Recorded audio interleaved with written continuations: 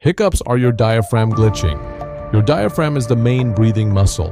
When it suddenly spasms, you inhale fast. Then your vocal cords snap shut. That's the hic sound. Why does it happen? Often it's irritation, eating too fast, swallowing air, carbonated drinks, or sudden temperature changes can trigger it. Even stress or excitement can set it off.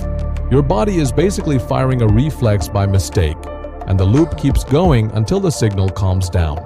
Mini tip: slow your breathing and create gentle pressure.